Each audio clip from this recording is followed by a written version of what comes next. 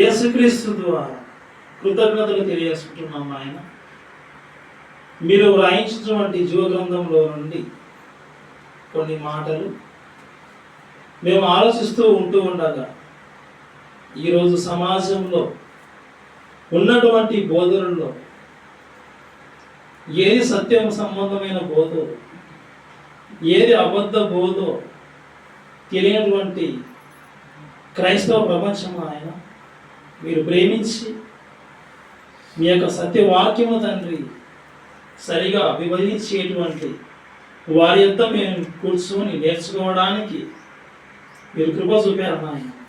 ఇదిగో తండ్రి, ఈ యొక్క సమయంలో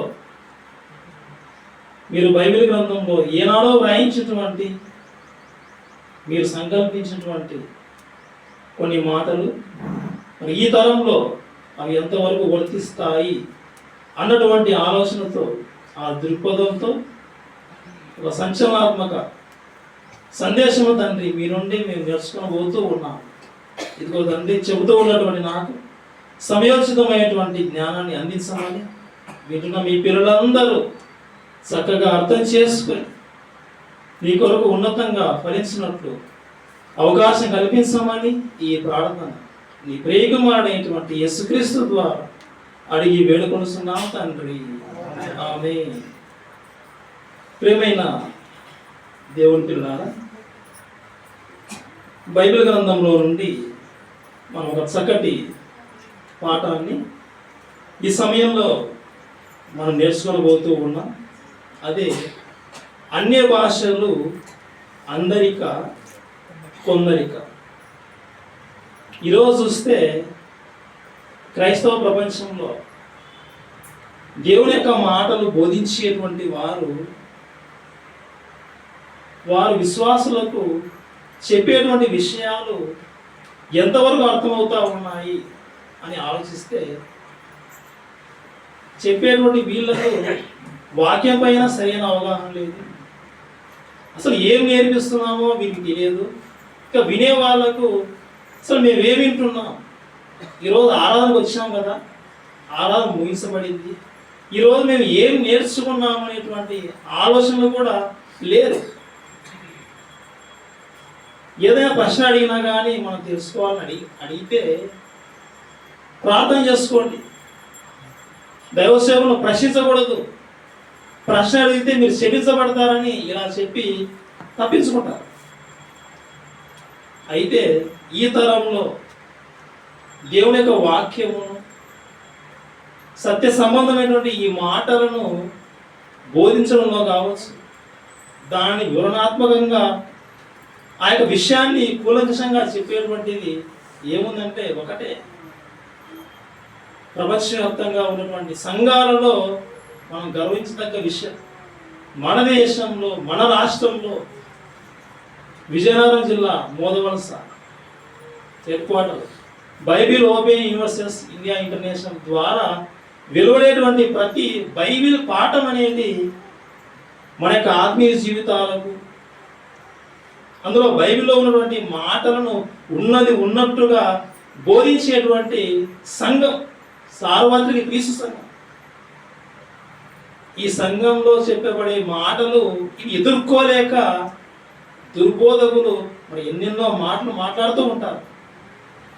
ఎవరు ఎన్ని మాటలు మాట్లాడినా కానీ సత్యమును ఎవరు అడ్డుకోలేరు. ఈ యొక్క వాక్యం నిజమైనది, ఈ యొక్క వాక్యమును మనం పోగొట్టుకోకూడదు. మరి ఈ సమయంలో బైబిల్లో వ్రాయించినటువంటి మాటలు మనం తెలుసుకుందాం. అన్య భాషలు అందరిక కొందరిక. అన్య భాషలు అందరిక కొందరిక. బైబిల్ గ్రంథంలో ఒక మాట చదువుకుందాం ఈ సమయంలో. వాక్యం బోధించేవారు ఎలా బోధించాలి? అపోస్తుల కార్యములు 14వ అధ్యాయం మొదటి వచనం. ఈకొనియాలో జరిగినదేమనగా, అపోస్తుల కార్యములు 14వ అధ్యాయం మొదటి వచనం. ఈకొనియాలో జరిగినదేమనగా, ఈకొనియాలో జరిగినదే జరిగినదేమనగా వారు కూడి కూడి యూదుల సమాజ యూదుల సమాజ మందిరములలో ప్రవేశించి తేటగా బోధించినందున అనేకులు యూదులను గ్రీసు దేశస్థులను దేశస్థులను విశ్వసించిరి. అపోస్తలుడైన పౌలు సువార్త ప్రయాణంలో వెళ్ళాడు.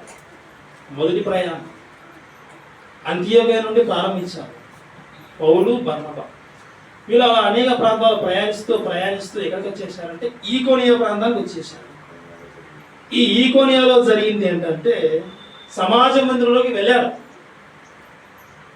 ఈరోజు మనకు మందిరాలు ఎలా అయితే ఉన్నాయో ఆ రోజు సమాజ మందిరం అంటే ఇశ్రాయేలీయులు యూదులైన వారికి మందిరాలు. ఆ సమాజ మందిరంలోకి ప్రవేశించి వాళ్ళు ఏం చేశారంటే దేవుని యొక్క వాక్యాన్ని బోధించారు. ఎలా బోధించారు? తేటగా బోధించినందున అనేకులు యూదులను గ్రీసు దేశస్థులను విశ్వసించిరి. దేవుని యొక్క వాక్యమును తేటగా బోధించారు. నీళ్లు స్పష్టంగా కదలిక లేకుండా తేటగా కనబడతా ఉన్నప్పుడు ఆ నీటి అడుగు భాగంలో ఒక నాణ్యం వేసినా కానీ నీటి లోపల ఉన్న నాణ్యం కూడా పైన ఉన్న మనకు కనబడుతుంది. లోపల ఉన్నటువంటి చేపలు కూడా కనబడతా ఉన్నాయంటే అర్థం ఏంటి? నీళ్ళు తేటగా ఉన్నాయి, కదలిక లేదు.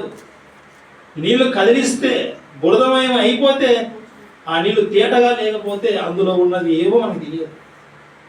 నీళ్లు తేటగా ఉంటే అందులో ఏమున్నాయో తెలుస్తాయి. వాక్యము బోధించే వారు తేటగా బోధిస్తే అసలు వాక్యం ఏం చెప్పింది, వాక్యంలో ఏముంది అది మనకు స్పష్టంగా అర్థమవుతుంది. ఇలా వాక్యము తేటగా బోధించే వారు బైబిల్ ఓపెన్ యూనివర్సిటీస్ ఇండియా యూనివర్సిటీలో ఉన్నటువంటి వారు మాత్రమే స్వచ్ఛమైనటువంటి దేవుని యొక్క మాటలు తేటగా బోధిస్తున్నారు. కాబట్టి ఈ మాటలు ఏం చేయాలి? స్వీకరించాలి, విశ్వసించాలి, ఇవి నేర్చుకోవాలి, అవసరమైతే మనం ఇతరులకు చెప్పాలి, పాటించాలి. ప్రియమైన దేవుని పిల్లలారా, ఇలా తేటగా బోధించే పాఠాలలో ఒక పాఠ అన్య భాషలు అందరిక కొందరిక. భాషలు, లాంగ్వేజెస్. దేవుడు ప్రారంభంలో ఏడుస్తూ ఉన్నాడు చూపిస్తాడు. భాషలు ప్రారంభంలో దేవుడు ఇచ్చాడు. ప్రారంభంలో దేవుడు భాషలు ఇచ్చాడు. ప్రపంచ భాషలు.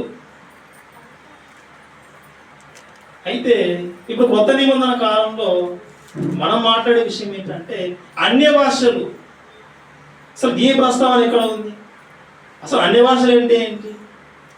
ఎవరి ప్రవేశం వల్ల అన్య భాషలు వస్తాయి? ఈ అన్య భాషలు అందరికీ ఉన్నాయా? ఈ అన్య భాషలు ఈ కాలంలో ఉన్నాయా? అసలు అన్య భాష ముఖ్యమా? ఇంకా ఏది అసలైంది మనకు ముఖ్యం? అది మనం నేర్చుకుంటాం. చూద్దాం మొదటిగా.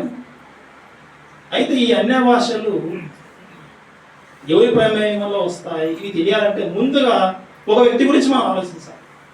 ఒక ఆయన గురించి ఆలోచించాలి. మీకు అందరికీ తెలుసు, అందరికీ తండ్రి ఎవరు? అందరికీ తండ్రి అయిన దేవుడు. ఆయన మొదటి కుమారుడు ఎవడు? యేసుక్రీస్తు వారు. రెండవ కుమారుడు ఎవరు?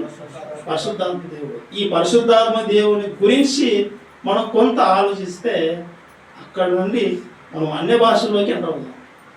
ఈ పరిశుద్ధాత్మ దేవుడు ఆయన చేసేటువంటి కార్యక్రమాలలో మన జీవితాలలో మనం జరిగేది ఏంటి ఒకసారి మనం ఆలోచిద్దాం. మొదటిగా ఎవరైనా క్రీస్తును విశ్వసించిన తర్వాత బాప్తిజం పొందినప్పుడు ఒక సంఘటన జరుగుతుంది.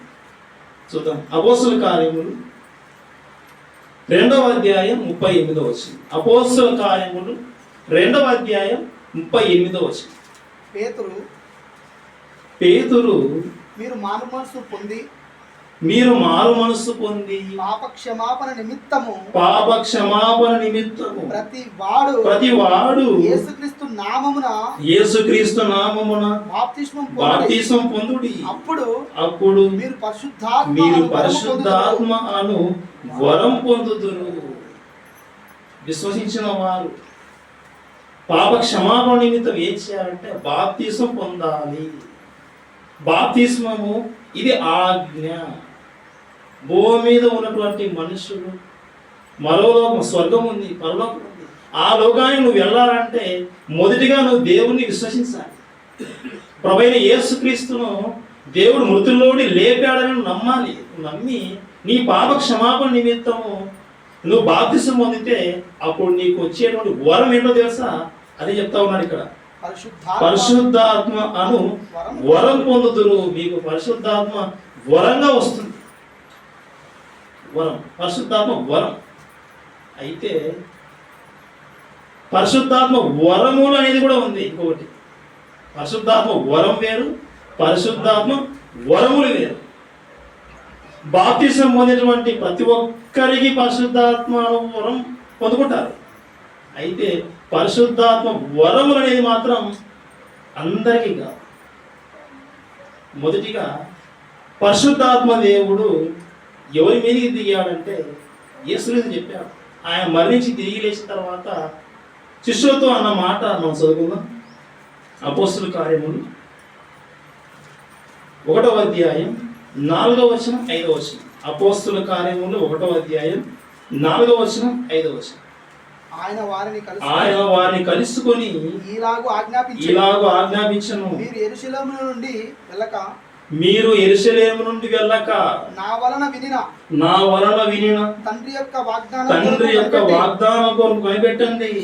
మీరు యెరూషలేములో ఉండాలి, ఎక్కడికక్కడ చెదిరిపోకండి, ఉండండి మీరు. 5వ వచనం. యోహాను నీళ్లతో బాప్తిసం ఇచ్చాను. యోహాను నీళ్లతో బాప్తిసం ఇచ్చాను, మీకు తెలుసు, ఇచ్చాను గాని కొద్ది దినములలోగా మీరు పరిశుద్ధాత్మలో బాప్తిసం పొందుదరు. నేను ఆ రోజు చెప్పాడు కదా, అదే జరుగుతారు. మీరు యెరూషలేములోనే ఉండాలి, మీరు ఎక్కడికి వెళ్ళకూడదు అన్నప్పుడు వారందరూ యెరూషలేములో ఉన్నారు. ఇప్పుడు చూద్దాం 2వ అధ్యాయం 1వ వచనం. అక్కడే అపోస్తుల కార్యము 2వ అధ్యాయం 1వ వచనం. పెంతెకొస్తను పండుగ దినం వచ్చినప్పుడు అందరూ ఒక చోట కూడి మీరు అక్కడే ఉండాలి, యెరూషలేములో ఉండాలి, ఎక్కడికి వెళ్ళకూడదని ప్రభు చెప్పాడు కాబట్టి అందరూ ఒక చోట ఉన్నారు. అప్పుడు వేగముగా వీసు బలమైన గాలి వంటి ఒక ధ్వని ఆకాశము నుండి అకస్మాత్తుగా వారు కూర్చుండి ఉన్న ఇల్లంతయు నిండెను. 3వ వచనం. మరియు అగ్ని జ్వాలల వంటి నాలుకలు విభాగింపబడినట్టుగా వారికి కనబడి వారిలో ఒక్కొక్కరి మీద వ్రాలగా అందరూ పరిశుద్ధాత్మతో నిండిన వారై ఆత్మ వారికి వాక్శక్తి అనుగ్రహించిన కొలది అన్య భాషలతో మాట్లాడసాగిరి. వారందరూ ఒక చోట ఉన్నారు పండుగ రోజు. అలాంటి సమయంలో పరిశుద్ధాత్మ దేవుడు వారి మీదకి దిగాడు. వారికి వాక్శక్తి ఇచ్చినప్పుడు వారు ఏం చేశారు? వారికి వాక్శక్తి అనుగ్రహించిన కొలది అన్య భాషలతో మాట్లాడసాగిరి.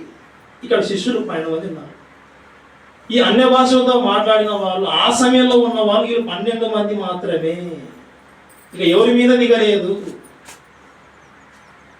అంటే పైనుండి శక్తి రావడం, పరిశుద్ధాత్మ శక్తి కమ్ముకున్నప్పుడు వారు ఏం చేశారంటే అన్య భాషలతో మాట్లాడారు. వారు వేసిన భాష కొంత, వారు మాట్లాడితే ఆ మాటలు, ఆ భాష అనేది వారికి రాని భాష కూడా మాట్లాడేశారు. ఈరోజు మనకు ఏ భాష వస్తుంది?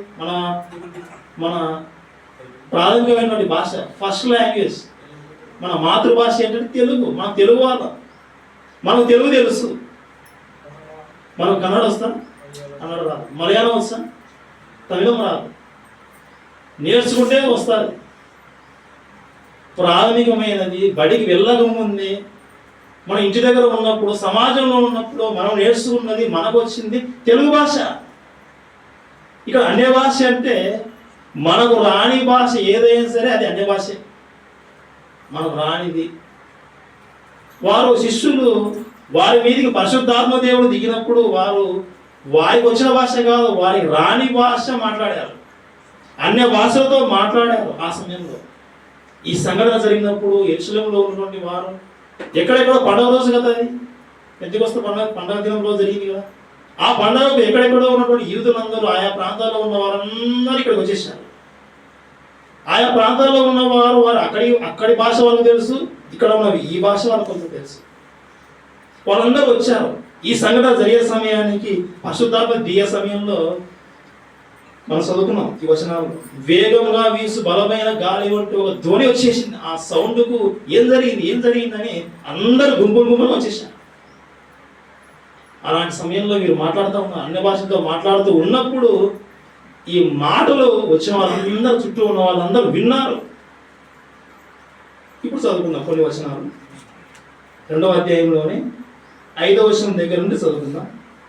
ఆ కాలమున ఆకాశం కింద నుండి ప్రతి జనములో నుండి వచ్చిన భక్తిగల యూదులు యెరూషలేములో కాపురం ఉండిరి.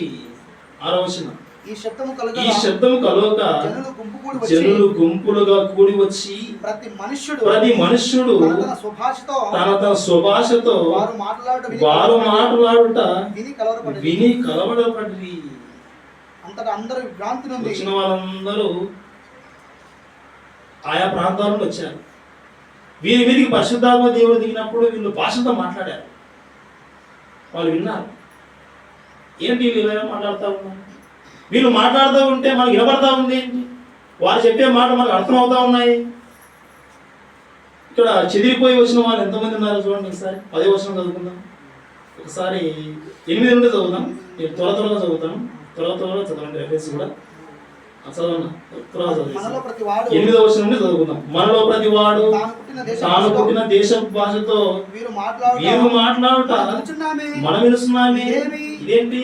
తర్వాత పార్తీయులు, మాదీయులు, ఎలామీయులు, మెసొపొతేమియా, యూదయ, కప్పదొకియా, పొంతు, ఆసియా, ఫ్రుగియా, పంఫూలియా, ఐగుప్తు అను దేశమందరి వారు కురేనీ దగ్గర లిబియా ప్రాంతం పరవాసులుగా వచ్చిన వారు యూదులు, యూద మత ప్రవిష్టులు, క్రేతీయులు, అరబీయులు మొదలైన మనమందరము వీరు మన భాషలతో దేవుని గొప్ప కార్యములను వివరించుట వినుచున్నామని చెప్పుకొని అందరూ విభ్రాంతి ఉంది. వీళ్ళందరూ మాట్లాడుతూ ఉంటే మనం వింటా ఉన్నాం. మనం అయితే ఎక్కడెక్కడ ఉన్నా మనం వచ్చాం.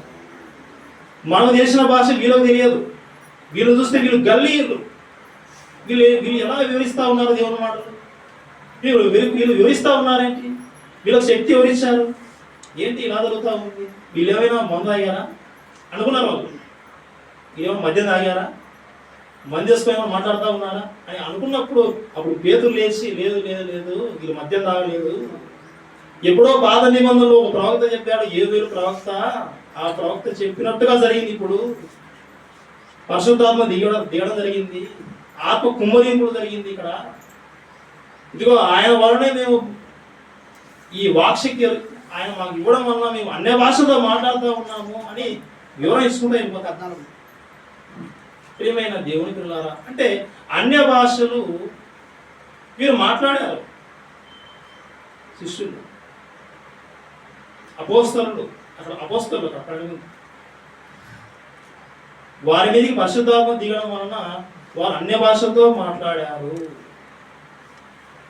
ఇది గుర్తుపెట్టుకోండి. ఇంకొక చోటుకి తీసుకెళ్తాను. అంటే పరిశుద్ధాత్మ దిగడం వలన అన్య భాషలు మాట్లాడతారు.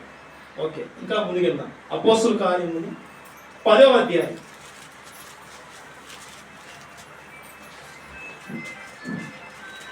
అపోస్తలుల కార్యములు 10వ అధ్యాయం 44వ వచనం దగ్గర నుండి చదువుకుందాం. ఇక్కడ సందర్భం ఏంటంటే కొర్నేలి ఒక అన్యుని ఇంటిలోకి దేవుడు తీసుకెళ్తాడు పేతురుని. ఆ కుటుంబం భక్తిగా ఉంది.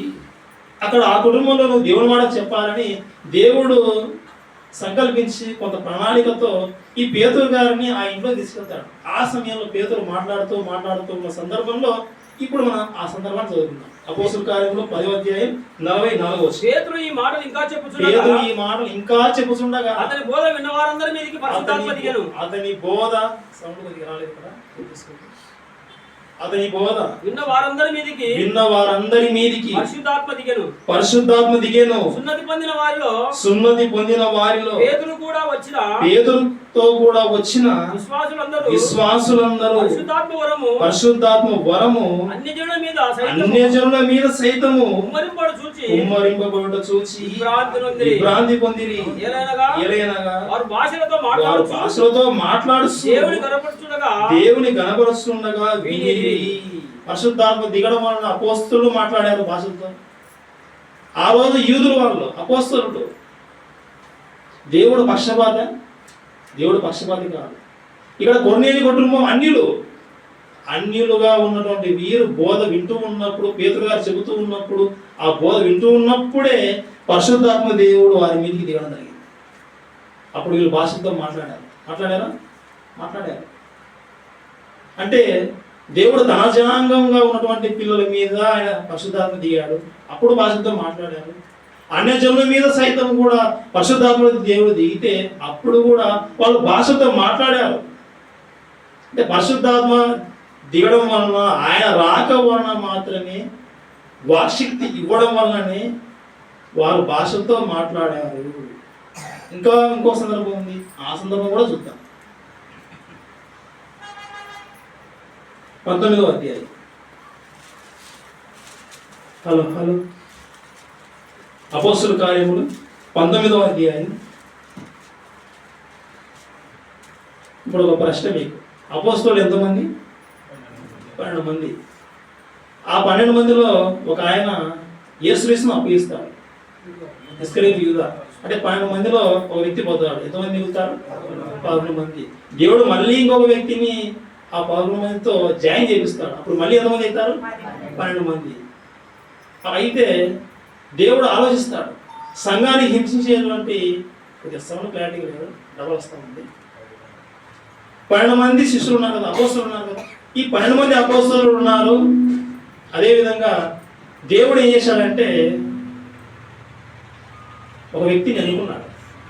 అన్యజనులుగా అపోస్తలులుగా సంఘాన్ని హింసించేటువంటి ఒక వ్యక్తిని, ఆయనే అపోస్తలుడైన పౌలు. 12 మంది ఉన్నారు. ఆ తర్వాత 12 మందితో పాటు ఇంకొక వ్యక్తి ఎవరు? పౌలు, 13వ వ్యక్తి. ఈ 13వ వ్యక్తిగా ఉన్నటువంటి ఈ పౌలు గారు మాట్లాడేటప్పుడు కూడా, లేదా వారు ఆయన చేయి ఉంచాడు. ఇక్కడ మనం 2 విషయాలు అర్థమవుతాయి. పరిశుద్ధాత్మ దేవుడు దిగడం వలన అన్య భాషలతో మాట్లాడతారు, లేదా ఈ అపోస్తలులు ఎవరైతే ఉన్నారో ఈ అపోస్తలులు చేతులు ఉంచినప్పుడు కూడా పరిశుద్ధాత్మ దేవుడు దిగుతాడు, అన్య భాషలతో మాట్లాడతారు అనేది కూడా మనకు ఒక విషయం అర్థమవుతుంది. అపోస్తలుల కార్యములు 19వ అధ్యాయం 6వ వచనం. తర్వాత పౌలు వారి మీద చేతులుంచగా పరిశుద్ధాత్మ వారి మీదకి వచ్చాను. అప్పుడు వారు భాషలతో మాట్లాడుటకును ప్రవచించుటకును మొదలుపెట్టారు. అంటే భాషలతో మాట్లాడుతూ ఉన్నారు. ఇది ఇలాంటి సందర్భాల్లో జరుగుతాయంటే 2 సందర్భాలు జరుగుతాయి. మొదటిది, దేవుడు పంపితే పరిశుద్ధాత్మ దేవుడు వస్తే ఆ పరిశుద్ధాత్మ దేవుడు కమ్ముకుంటే భాషలతో మాట్లాడతారు. ఇదొకటి. అదేవిధంగా అపోస్తలులు ఎవరి మీదైతే చేతులు ఉంచుతారో వారు కూడా భాషలతో మాట్లాడేటువంటి సందర్భం కూడా ఉంది అనేది మనకు అర్థమవుతుంది. ఓకే, అంటే 2 సందర్భాలు ఉన్నాయి. జాగ్రత్తగా వినండి, తర్వాత చివరిలో ప్రశ్నలు ఉండొచ్చు. అన్య భాషలు, వీరు భాషతో మాట్లాడడం అనేది 2 సందర్భాలు జరిగింది. ఒకటి, పరిశుద్ధాత్మ దేవుడు డైరెక్ట్గా దిగినప్పుడే భాషతో మాట్లాడారు. రెండవది, అపోస్తలులు చేతులు ఉంచడం వలన పరిశుద్ధాత్మ దిగింది, అప్పుడు కూడా భాషలతో మాట్లాడారు. అన్య భాషలతో మాట్లాడినప్పుడు వినే వాళ్ళకు అర్థమైందా? అర్థం కాలేదు. వినే వాళ్ళకు అర్థమైంది.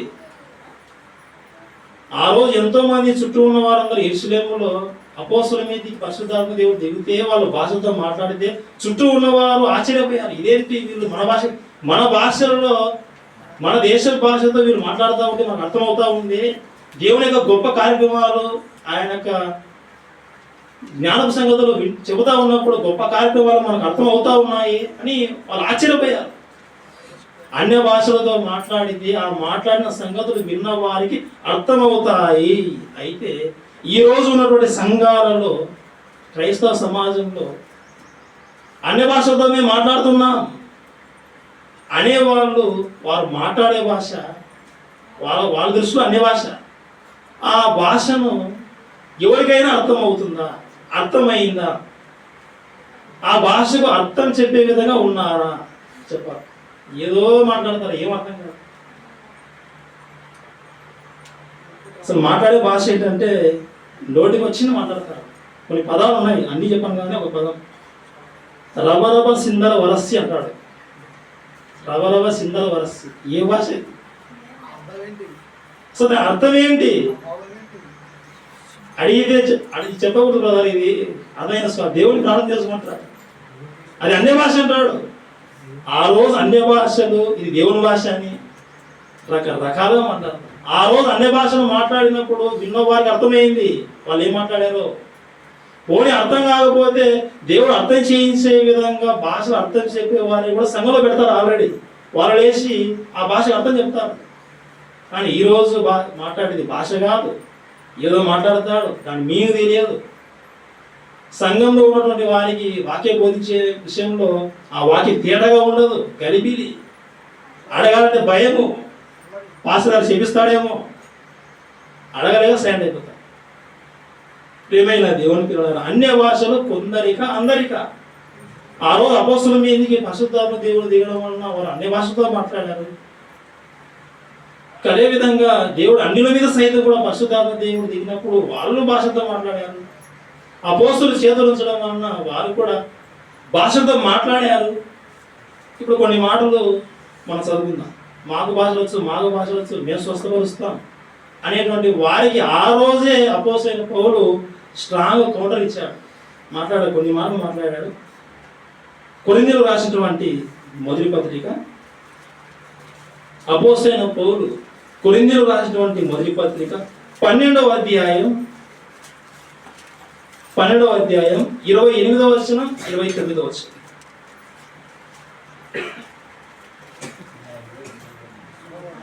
28వ వచనం 29వ వచనం.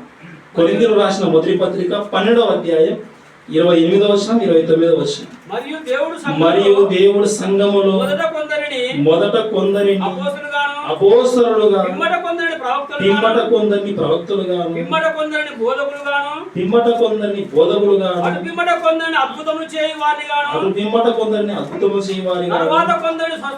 తరువాత కొందరిని స్వస్థపరచు కృపావరములు గలవారిగాను, కొందరిని ఉపకారములు చేయవారిగా, కొందరిని ప్రభుత్వములు చేయవారిగాను, కొందరిని నానా భాషలు మాట్లాడు వారిగాను నియమించను. కొందరిని అందరినీ కాదు, కొందరిని. ఈరోజు మన శరీరంలో అవయవాలు ఉన్నాయి. కన్ను ఉంది. ఇది దేనికి? కన్ను చూడడానికి. కన్ను చూడమే పని, కానీ కన్ను మాట్లాడుతుందా? మాట్లాడదు. నోరు ఏం చేయాలి? మాట్లాడాలి. అది వింటుందా? వినదు. కాలు ఉంది, కాలుతో నడవాలి. అది ఏ రోజైనా సరే ఈ కాలు అనేది చూస్తుందా? చూడదు. ఏ అవయవం ఉందో ఆ అవయవానికి ఆ పనే. ఆ రోజు దేవుడు సంఘంలో ప్రారంభంలో బైబిల్ పూర్తిగా వ్రాయించినటువంటి ఆ కాలంలో దేవుడు కొందరిని బోధకులుగా, కొందరిని ఉపకారం చేయవారిగా, కొందరిని స్వస్థత పరిచేటువంటి వరం వారికి ఇచ్చేసి, కొందరిని మాత్రం నానా భాషలు మాట్లాడే విధంగా కొందరికి అవకాశం ఇచ్చి, ఇలా సంఘం కోసము, సంఘ అభివృద్ధి కోసము దేవుడు జరిగించాడు. ఆ రోజు ఉన్నవే ఈ రోజు ఉన్నాయని చాలా మంది అదే ఊహల్లో ఉన్నారు. తర్వాత 29 కూడా చదువుదాం. అందరూ అపోస్తలులా, అందరూ ప్రవక్తలా, అందరూ బోధకులా, అందరూ అద్భుతములు చేయవారా, అందరూ స్వస్థపరచు కృపావరములు గలవారు, అందరూ భాషలతో మాట్లాడుచున్నారు, భాషల అర్థం చెప్పుచున్నారా, కృపావరములలో అందరూ చెప్తున్నారా? అందరు భాషలు మాట్లాడే వాళ్ళేనా? మేము మాట్లాడుతున్న భాషలు మేము స్వస్థపరుస్తాం. అందరూ స్వస్థపరుస్తారా? అందరూ భాషతో మాట్లాడతారా? భాష అర్థం ఏం చెప్తాం బ్రదర్? అందరూ చెప్తారా? ఆ రోజు ఇలా గలిబిలి జరిగింది సంఘంలో. చూడండి ఒకసారి గలిబిలి జరిగిందో ఏదో మీకే అర్థమవుతారు. 14వ అధ్యాయం 26 నుండి చదువుకుందాం. సహోదరులారా ఇప్పుడు మీలో ఏమి జరుగుతున్నది? కొరింథీయులకు రాసిన మొదటి పత్రిక 14వ అధ్యాయం 26 వచనం. సహోదరులారా ఇప్పుడు మీలో ఏమి జరుగుతుంది? మీరు కూడి వచ్చినప్పుడు ఏం జరగలేదు, అలానే జరుగుతా ఉంది. మీరు కూడి వచ్చినప్పుడు ఒకడు ఒక కీర్తన పాడవలెను ఉన్నాడు బ్రదర్. మరి ఒకడు బోధింపవలెను ఉన్నాడు. బ్రదర్ నేను పాడవద్దాను బ్రదర్ అంటా ఉన్నాడు ఒక ఆయన. తర్వాత ఇంకొకడు ఏమంటా ఉన్నాడు? బోధింపవలెను ఉన్నాడు. నేను బోధింపవలనని ఉన్నానని ఒకడు. మరి ఒకడు తనకు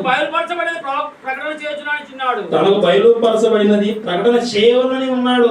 మరి ఒకడు భాషతో మాట్లాడవలనని ఉన్నాడు. బ్రదర్ నేను భాషతో మాట్లాడతాను ఒకరు అంటా ఉన్నారు. మరి ఒకడు వస్తా ఉన్నాడు, అర్థం చెప్పవలనని ఉన్నాడు. నేను వీళ్ళు మాట్లాడే భాషని అర్థం చెప్తానని ఒకరు లేస్తా ఉన్నాడు.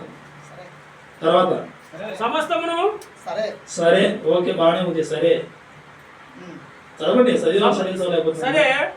సరే సమస్తమును క్షేమాభివృద్ధి కలుగుటకై జరగనీయండి. భాషతో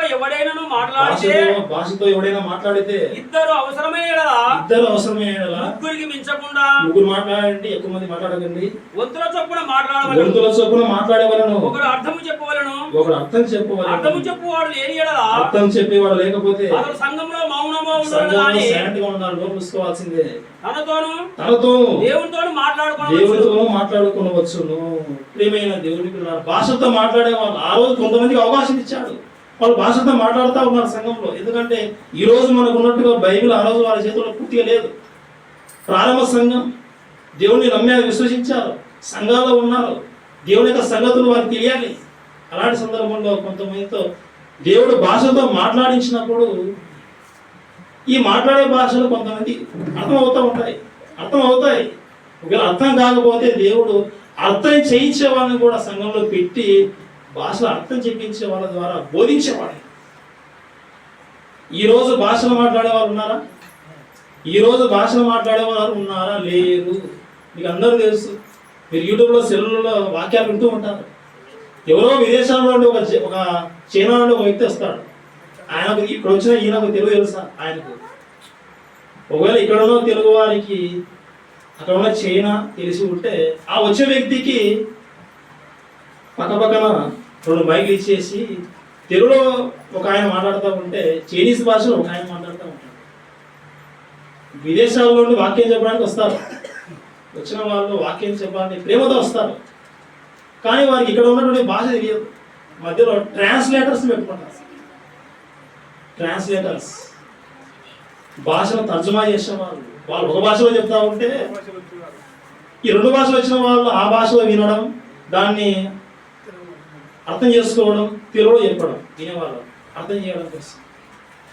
అంటే అన్య భాషలు ఆ రోజు వారు మాట్లాడినప్పుడు, అపోస్తులు మాట్లాడినప్పుడు యెరూషలేములో చుట్టూ ఉన్నవారు సమాజం వినింది. ఆ వచ్చిన వారు ఆ దేవుని మాటలు విన్నారు. వారి ప్రాంతానికి వెళ్ళిపోయి దేవుని మాటలు చెప్పారు. ప్రారంభంలో దేవుడు భాష ఇచ్చాడు, అన్య భాషలతో మాట్లాడారు. అది ఆ రోజు జరిగింది.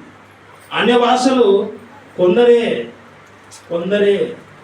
మాట్లాడారు. ప్రియమైన దేవుని పిల్లలారా, ఇంకా మనం ఆలోచిస్తే 14వ అధ్యాయం 10వ వచనం. కొరింథీయులకు రాసిన మొదటి పత్రిక 14వ అధ్యాయం 10వ వచనం. లోకమందు చాలా మంది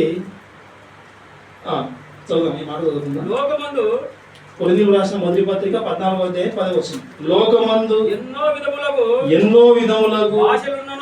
భాషలు ఉన్నను వాటిలో ఒకటైనను స్పష్టము కానిదై ఉండదు. లోకంలో ఉన్నటువంటి భాషలు సుమారు ఎన్ని ఉన్నాయి? లోకేం తెలిసిన వాళ్ళు చెప్పండి. లోకంలో భాషలు ఇప్పుడు ప్రపంచం భాషలు ఎన్ని ఉన్నాయి? 1652 అనుకుంటాను, అంతేనా? ఓకే, 1652 భాషలు. ఈ ఉన్నటువంటి భాషలలో లోకమందు ఉన్నటువంటి ఎన్నో విధమైన భాషల్లో వాటిలో ఒకటైనను స్పష్టము కానిదై ఉండదు. స్పష్టము కానిది అయి ఉండదు అంటే అన్ని స్పష్టమే, అన్ని అర్థమవుతాయి. ఆ లాంగ్వేజ్ భాష వచ్చిన వాడికి మాట్లాడేది వినేవాళ్ళకి అర్థమవుతాయి. మనకి ఇంగ్లీష్ అర్థం కాలేదు, అర్థం ఏంటి? మనకు ఇంగ్లీష్ రాదని ఇంగ్లీష్ వచ్చిన వాళ్ళకి అర్థమవుతాయి. లోకంలో ఉన్న భాషలు అర్థమవుతాయి. ఈరోజు సంఘాలలో అన్ని భాషలతో మేము మాట్లాడుతూ ఉన్నాము అనేటువంటి గొప్పల్లో కొంతమంది ఉంటారు. అసలు అది అన్య భాషే కాదు, దేవుడు ఈ కాలంలో ఇవ్వడు, ఆ అర్థం చెప్పలేరు. ఒకవేళ అది అన్య భాష అయితే అది మాకు అర్థం కావాలి, ఎందుకంటే లోకంలో ఉన్న ఏ భాష అయితే అది అర్థమయ్యే విధంగా ఉంటుంది. పోనీ మాకు రాదు భాష, ఎవరైనా గురించి చెప్తారా? చెప్పలేరు. అంటే ఈరోజు జరిగేటువంటి సంఘాల్లో ఈ అన్య భాషల విషయంలో జరిగేదంతా ఒక నాటకం, ఒక మాయ. ప్రియమైన దేవుని పిల్లలారా, పాత నిబంధనలో ఇంకో మాట చదువుకుందాం. నెహెమ్యా గ్రంథం 8వ అధ్యాయం 15వ వచనం. నెహెమ్యా గ్రంథం 8వ అధ్యాయం 15వ వచనం.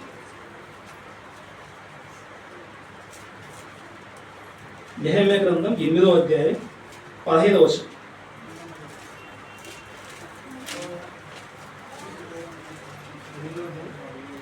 నెహెమ్యా గ్రంథం 8వ అధ్యాయం 15వ వచనం. మరియు వారు సరే ఎజ్రా తీయండి. ఎజ్రా గ్రంథం అనుకుంటాను.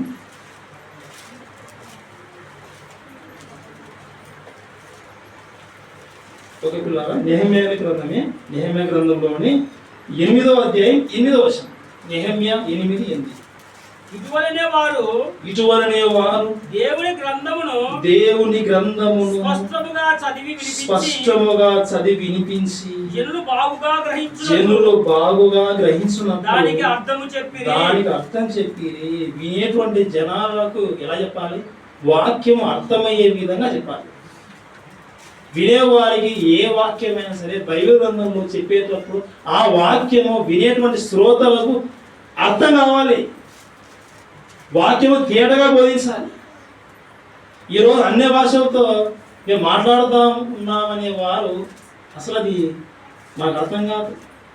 అసలు అన్య భాష కాదు, ఏ భాష కాదు, వారి మనసులో వచ్చిన కల్పితం అది. అన్య భాష ఆ రోజు ఇచ్చాడు, వాళ్ళు మాట్లాడారు. ఆ అన్య భాష అయినా కానీ అది కూడా అది వారికి రాని భాష, అది అన్య భాష, అది లోకంలో ఉన్న భాషే. దాని అర్థం చెప్పేవారు కూడా సంఘంలో ఉన్నారు. ఈరోజు మాత్రం సంఘాలలో అన్య భాష మాట్లాడేవారు లేరు, ఉండరు. దేవుడు అవకాశం ఇవ్వలేదు. ఎందుకంటే ఈరోజు ప్రపంచవ్యాప్తంగా బైబిల్ అన్ని భాషల్లోకి వెళ్ళిపోయింది కదా. ఇంకా అన్ని భాషలు దేని దేవుడు చెప్పాలనుకున్నటువంటి ప్రతి విషయాన్ని బైబిల్లో వ్రాయించాడు కదా. మళ్ళీ ఇంకా కొత్త సంగతి ఏమైనా దేవుడు ఎందుకు చూపిస్తాడు? ప్రియమైన దేవునికి పిల్లలారా, అంటే భాషలు ఆగిపోతాయా? ఆగిపోతాయి. దేవుడు చెప్పాడు. చూద్దాం. కొరింథీయులకు రాసిన మొదటి పత్రిక 13వ అధ్యాయం. కొరింథీయులకు రాసినటువంటి మొదటి పత్రిక 13వ అధ్యాయం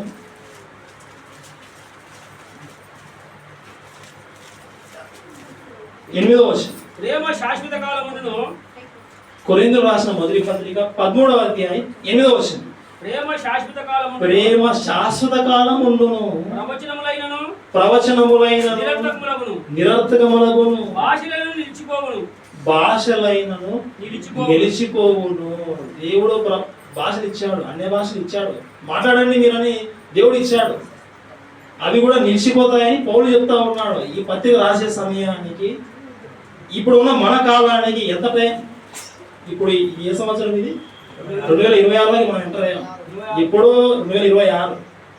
ఎప్పుడో మొదటి శతాబ్దంలో క్రీస్తు శకం 100 సంవత్సరాల లోపే వ్రాయబడినటువంటి పత్రికలలో ఆ రోజే మాట్లాడాడు. అన్య భాషలు నిలిచిపోతాయి చెప్పాడు. బైబిల్ క్లోజ్ అయింది, పూర్తిగా రాయబడింది, ప్రకటన గ్రంథంతో రాశాడు. దేవుడు సంపూర్ణం చేయబడింది. ఇక భాషతో అవసరం లేదు, దేవుడు ఇవ్వలేదు. ఈరోజు కూడా ఉన్నాయి. మేము మాట్లాడతామంటే ఇదంతా మాయ కాదా? మోసం కాదా? కల్పితం. ఎంత కల్పితం, ఎంత మాయ. వచ్చేవారికి వాక్యం వినే వారికి వాక్యం తేటగా బోధించలేరు, చెప్పలేరు. ఏవి ఇప్పుడు అమల్లో ఉన్నాయి, ఏవి ఇప్పుడు అమల్లో లేవు. దేవుడు అబ్రహాముకు ఒక ఆశీర్వాదం ఇచ్చాడు. ఆయన నేను చూపించిన దేశానికి నువ్వు వెళ్ళిపో అన్నాడు. ఈరోజు వాగ్దానం తీసుకుంటారు. ఆ వాగ్దానం వచ్చింది అనుకో, ఇప్పుడు ఏం చేయాలి? ఆ మాట విన్న తర్వాత నువ్వు చూపించే దేశం వెళ్ళిపో. ఏ దేశం ప్రభావ? ప్రార్థన చేయాలి. పాకిస్తాన్కి పోవాలా, లేదా అమెరికాకు పోవాలా, ఇంగ్లాండ్కి పోవాలా? ఆ రోజు ఆ వాగ్దానం దేవుడు అబ్రాహాంకి ఇచ్చాడు అంతే. మనకిచ్చిన వాగ్దానం ఒకటే, నీకు నిత్య జీవాన్ని ఇస్తాను, నిత్య జీవం అనుగ్రహిస్తాను అన్నది ఆయన మనకు చేసిన వాగ్దానం. దీనికోసం మనం ప్రయాసపడాలి. ప్రియమైన దేవుని పిల్లలారా, ప్రపంచంలో ఏ భాష అయినా సరే అది అర్థం కాకుండా ఏది ఉండదు, ప్రతిదీ అర్థమవుతుంది. అన్ని భాషల్లోకి దేవుడు తన మాటలు తీసుకెళ్ళాడు. ఏ భాషలైనా సరే నువ్వు బోధించాలని ఒకవేళ నీకు ఆశ ఉంటే ఆ భాషను నువ్వు నేర్చుకొని బోధించవలసిందే. ప్రభువా నాకు అన్య భాష ఇచ్చేసే, వేరే భాష ఇచ్చేసే, నేను మాట్లాడదానంటే కుదరదు. అన్య భాషలు అందరి కాదు, కొందరికి. ఆ రోజు అపోస్తలులు మాట్లాడారు అన్య భాష. ఆ రోజు ప్రారంభ శతాబ్దంలో అపోస్తలు చేతులు ఉంచితే కొంతమంది అన్య భాషలో మాట్లాడారు. ఇక ఈ రోజు ఈ కాలంలో ఎవరు అన్య భాషలో మాట్లాడరు, దేవుడు అవకాశం ఇవ్వలేదు. ప్రియమైన దేవుని పిల్లలారా, ఎందుకు అసలు ఆ రోజు ఎందుకు ఇచ్చాడు అనే భాషలు? ఎందుకు ఆఫ్ చేశాడు? ఆ రోజు ఎందుకు సూచక్రియలు జరిగాయి, మా అద్భుత కార్యక్రమాలు జరిగాయి? ఆ రోజు స్వస్థతలు ఎందుకు జరిగాయి? ఇప్పుడు ఎందుకు జరగకుండా ఆపేశాడు దేవుడు? ఒక మాట చదువుకుందాం. ఎందుకు, దేన్ని సపోర్ట్ చేయడం కోసం దేవుడు ఇచ్చాడు, తర్వాత ఎందుకు ఆఫ్ చేశాడు? ఒక మాట చదువుకొని చివరిగా ముగించుకుందాం. మార్క్స్ వార్త 16వ అధ్యాయం, మార్క్స్ వార్త 16వ అధ్యాయం 18వ వచనం 19వ వచనం. మార్క్స్ వార్త 16వ అధ్యాయం 18వ వచనం 19వ 11 చదువుకుందాం. మార్క్స్ వార్త 16వ అధ్యాయం 19, 20 వచనాలు. ఈలాగు ప్రభు అయిన యేసు వారితో మాట్లాడిన తర్వాత పరలోకముకు చేర్చుకొనబడి దేవుని కుడి పార్శ్వమున ఆసీనుడయ్యను. 20 వచనం. వారు బయలుదేరి వాక్యం అంతటా ప్రకటించి ప్రభు వారికి సహకారుడై ఉండి వెనువెంట జరుగుతూ వచ్చిన సూచక్రియల వలన వాక్యము స్థిరపరచుండెను. వాక్యాన్ని స్థిరపరచాలి. వాక్యమే అవసరము. దేవుని యొక్క మాటలు సమాజంలోకి, సంఘాల్లోకి వెళ్ళాలి. ఈ మాటలు అందరికీ తెలియాలి. ఇవి ఇంకా వ్రాయబడాలి. ఈ వాక్యాన్ని స్థిరపరచడం కోసమే దేవుడు ముందు ఉన్నటువంటి అనుకున్నాడు. అనే భాషతో మాట్లాడించాడు ప్రారంభంలో. సంఘాన్ని బలపరచాలి. పత్రిక రాయబడలేదు కదా, కొన్ని పత్రికలు ఇంకా రాయబడలేదు. సంఘాలకు అవసరం. దేవుడి మాటలు లేవు, ఇంకా కొన్ని దొరకలేదు, దేవుడు ఇంకా చెప్పలేదు. ఆ మాట వచ్చేంత వరకు కొన్ని సంఘాల్లో ఉన్న వాళ్ళ భాషతో మాట్లాడి సంఘక్షేమం కోసం. అర్థం కాకపోతే భాష అర్థం చెప్పేవారు కొంతమంది ఉంది, వాళ్ళు అర్థం చెబుతూ సంఘాన్ని స్థిరపరిచేవారు, బలపరిచేవారు. తర్వాత పత్రికలు రాయబడ్డాయి. దేవుడు వాక్యాన్ని స్థిరపరిచాడు. ఆ వాక్యం స్థిరపరిచేంత వరకు దేవుడు సహాయంతో అనివాసించాడు, స్వస్థతలు చేసి వరాలు ఇచ్చేశాడు. ఇక తర్వాత మాత్రం బైబిల్ పూర్తి అయిపోయిన తర్వాత అవన్నీ ఆఫ్ చేశాడు, స్టాప్ చేసేసాడు. ఉదాహరణకు మనం కూడా ఒక పెద్ద బిల్డింగ్ కట్టుకుంటా ఉన్నాం, బాగా కష్టపడి సంపాదించుకున్నాం, స్థలానికి ఉన్నాము, ఒక పెద్ద ఇల్లు కట్టుకోవాలని కాంట్రాక్ట్ ఇచ్చాం, ఆయన నిర్మిస్తూ ఉన్నాడు. స్లాబ్ వేసేటప్పుడు ఏం చేస్తారు? స్లాబ్ వేయలేదు, స్లాబ్ వేయాలి, రెడీ చేస్తారు కదా, అన్ని కర్రలతో అడ్డం పెడతారు కదా. ఇప్పుడు కర్రల ప్లేస్లో స్టీల్ వచ్చాయి, స్టీల్ అన్నీ వచ్చేసాయి అన్నమాట. ఇలా కోట్లు కడ్డీలు వచ్చేసాయి. పైన సపోర్ట్, ఈ సపోర్ట్ ద్వారా పైన ప్లేట్స్ అన్ని పెట్టేసి మరి సిమెంట్తో స్లాబ్ వేసేస్తారు. సిమెంట్ కంకర అంతా మిక్స్ చేసేసి స్లాబ్ వేస్తారు. అలా స్లాబ్ వేసి కొన్ని రోజులు నీళ్ళు వస్తారు, వాటిని బాగా కడిగేస్తారు. కొంతకాలం తర్వాత, ఒక నెల లేదా 2 నెలలు, కొంత వ్యవధి తర్వాత అవి తీసేస్తారు. అలాగే ఉంటే మనం ఇంట్లోకి ఎప్పుడు పోవాలి? కాబట్టి తీసేయాలి, టైం వస్తుంది, తీసేయాలి. తర్వాత రెడీ అయిపోతుంది, లోపల రంగులు వేసేసుకొని వైరింగ్ సిస్టమ్ అంతా బిగించేసిన తర్వాత మనం ఎంటర్ అవుతాం ఇంట్లోకి. అంటే ఇల్లు కట్టుకోవడం ముఖ్యం. వాటి కోసం, ఇల్లు తయారు కావడం కోసం ముందు ఉన్నటువంటివన్నీ టెంపరీ, తర్వాత వచ్చాయి, స్లాబ్ వేయబడేంత వరకు పని జరిగించబడ్డాయి, తర్వాత వెళ్ళిపోయి బయట వేసేసాం. అదేవిధంగా దేవుడు వాక్యాన్ని స్థిరపరచాలి. వాక్యం స్థిరపరచడం కోసం మాత్రమే ముందు సూచక్రియలు, ముందు భాషలు, ముందు ఇంకా ఏమైనా జరిగించాడు. వాక్యమే రెడీ అయిపోయిన తర్వాత, స్థిరపరిచిన తర్వాత ఇక ఉన్నవన్నీ దేవుడు తీసేసాడు, అవసరం లేదు. ప్రియమైన దేవుని పిల్లలు, అన్య భాషలు అందరిగా కొందరికి, ఆ రోజు కొంతమందికి ఈరోజు సంఘాల్లో ఉన్నాయా? లేవు, జరగవు, జరగకూడదు. జరిగాయంటే దేవుని యొక్క వాక్యానికి విరుద్ధం. ఓకే పిల్లలు, ఈ యొక్క మాటలు విన్న మీరందరూ మీ దేవుని యొక్క వాక్యాన్ని అర్థం చేసుకున్నారని విశ్వసిస్తూ ఈ యొక్క మాటలు ముగిస్తూ ఉన్నాను. చిన్న ప్రార్థన చేసుకున్నాం. ప్రార్థన. మహోన్నతులు అయిన మా యొక్క తండ్రి, ఈ యొక్క పరిశుద్ధమైన ఉన్నతమైన నామం బట్టి ఈ యొక్క ప్రియకుమారుడు మా రక్షకుడు యేసుక్రీస్తు ద్వారా కృతజ్ఞతలు తెలియజేసుకుంటున్నాము ఆయన. ఇదిగో తండ్రి, మీరు రాయించిన మాటలు ఒకనాడు తండ్రి అన్ని భాషలు మీరు ఇచ్చారు తండ్రి. మీ పిల్లలు కొద్దిమంది అన్ని భాషలతో మాట్లాడారు. మరి ఈ కాలంలో తండ్రి భాషలు మాట్లాడవలసిన ఆవశ్యకత మీరు లేకుండా తీసేశారు నాయన. ప్రపంచవ్యాప్తంగా ఉన్నటువంటి ఆయా భాషలు కలిగిన ప్రతి జనాంగం యొద్దకు నీ మాటలు మీరే తీసుకెళ్ళారు, గ్రంథస్థం చేయించారు. ఇందులో ఉన్న మాటలు తండ్రి నీ విశ్వసించి నీ కొరకు ఉన్నతంగా పఠించినప్పుడు తండ్రి నీ యొక్క వాక్యాన్ని ప్రేమించే ఇష్టపడేటువంటి ప్రతి ఒక్కరిని జ్ఞాపకం చేసుకున్నాము. ఇదిగో ఆయన ఇంకా విలువైన సంగతులు తండ్రి మీ గ్రంథంలో మీరు రాయించారు. వాటన్నిటిని కూడా మేము ఒక్కొక్కటిగా తెలుసుకునే విధంగా మాకు సహాయం దయచేయమని ఈ ప్రార్థన నీ ప్రియకుమారుడైనటువంటి యేసుక్రీస్తు ద్వారా అడిగి వేడుకొనుచున్నాం తండ్రి.